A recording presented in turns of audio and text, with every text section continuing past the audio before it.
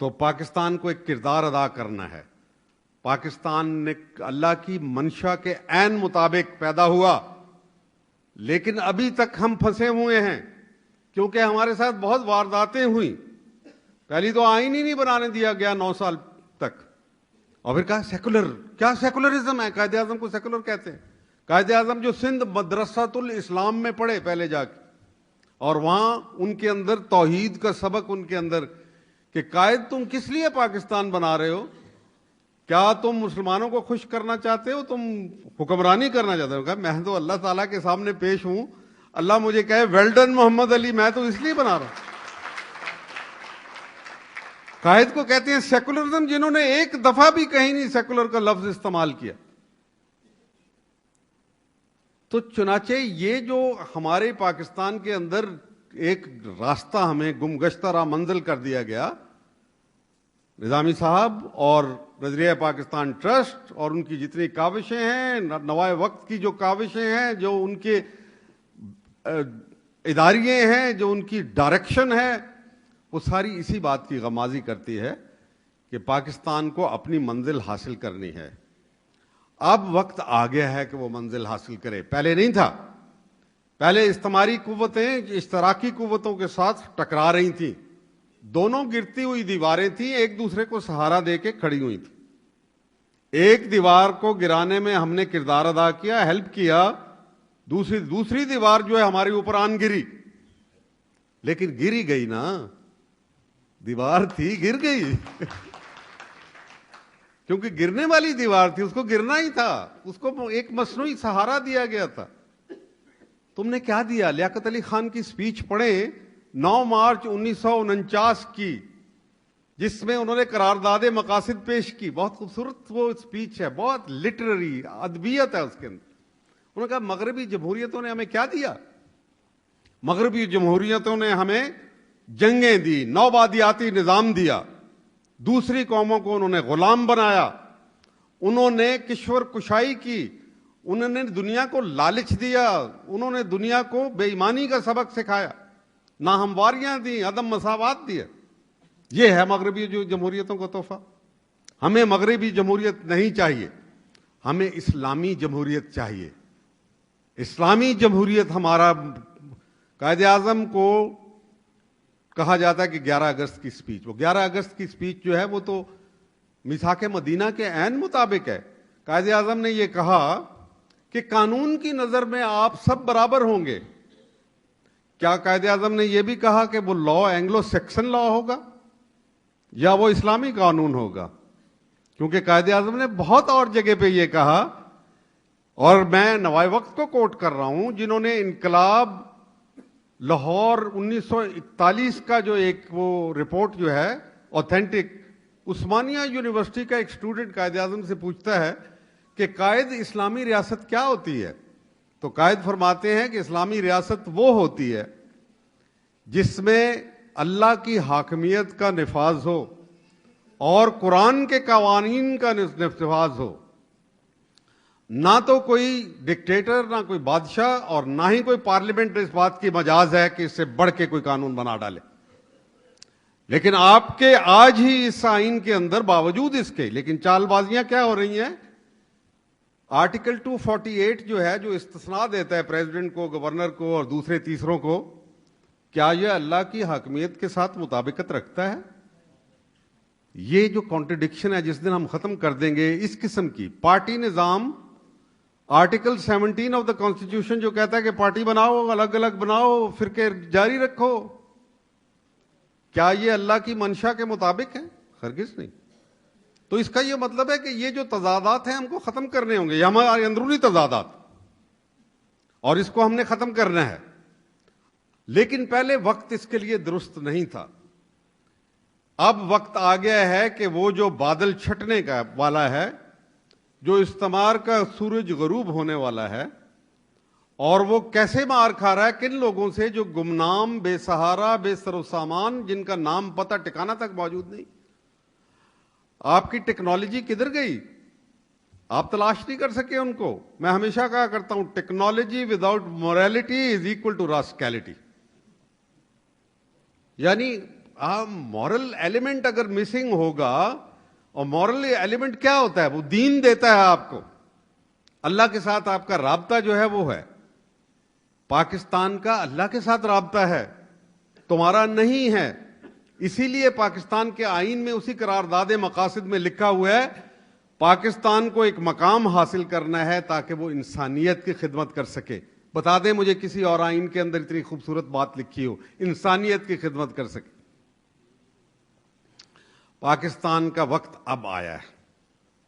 मुझे कोई शुबा नहीं है कि वो अधूरा इनकलाब, वो आरजुएं जो खाक में मिल गई, जिसके साथ बहुत जुल्म हुआ, पाकिस्तान के साथ बहुत जुल्म हुआ है। हमारा इस हालात में सरवाइव करना ये एक मौजज़ा है, और जिन हालात में से अब हम गुजर रहे हैं इसमें से इंशाल्लाह हम कामयाब निकलेंगे, और जब हम इसमें से निकल जाएंगे कामयाब तो फिर हमें कोई पकड़ भी नहीं सकता। पाकिस्तान के लिए बहुत तरक्शा मुस्तकबिल है, मैं आपको यही पैगाम देना चाहता हूं। लेकिन इसके लिए कोई तरीकाकार हमें वज़ा करना होगा। मिस्र में इनकलाब आ गया, लेकिन वो इनकलाब धीमा धीमा इनकलाब है, क्योंकि उसके पीछे एक चेहरे को बदलने की बात हो रही है। बैन ही जैसे हमने बार बार जब हमने की तो हम चेहरे बदलने की बातें करते रहे थे। वहां पे अगरचे इसके पीछे हसनल बन्ना और सैयद कुतुब शहीद की जो तड़प है वो शामिल है इस सारी चीज के अंदर, लेकिन वो कहते हैं कि कहीं फौज से हमारा टकराव ना हो जाए, अमेरिका कहीं फौज को सामने ना ला खड़ा करे, लिहाजा वो तुर्की के मॉडल को अडॉप्ट कर रहे हैं। लेकिन ये बात अब रुकेगी नहीं, क्योंकि ये शुरुआत है सिर्फ। वहां चेहरे बदलने से, हुस्नी मुबारक के जाने से मामलात तय नहीं होंगे, और अमेरिका उसके अंदर दाखिल कर रहा है लोगों को अपने। मसलन मोहम्मद अल बरदाई को, जो अमेरिका का नॉन एजेंट है, उसको शामिल कर दिया गया कि इसके अंदर दाखिल हो जाओ, इनकलाब को झपट लो, छीन लो, इनकलाब का रुख अपने हाथ में ले लो। लेकिन ऐसा नहीं हो सकेगा। इंशाल्लाह आप देखेंगे कि ये नील के साहिल से लेके ताबा खाके काशगर, या लाहौर से ता खाके बुखारा और समरकंद तक, ये अब एक इनकलाबी लहर जो है इस पूरे खित्ते को, आलम इस्लाम को अपनी लपेट में लेगी। मगरिब इस वक्त चौंका हुआ है, उसको समझ नहीं आ रही कैसे करेंगे वो। ये तुमने इतना जुल्म किया, लेकिन फिर उसके जुल्म के नतीजे में तो यही होना था। जैसे सेनेटर एस.एम. जफर साहब भी यही बात कर रहे थे कि आजादी की तहरीकों को रोका नहीं जा सकता किसी सूरत में। पीपल्स पावर जो है, जब वो बरूए कार आती है, और पीपल्स पावर जो है वो खुद पाकिस्तान के अंदर अब उभरने के लिए तैयार है, आमादा है। नौजवान जो हैं मुतलाशी हैं हमारे, क्या रुख लिया जाए, कैसे फैसले किए जाएं, कोई रहनुमाई का फरीजा अदा करने के लिए सामने नहीं आ रहा।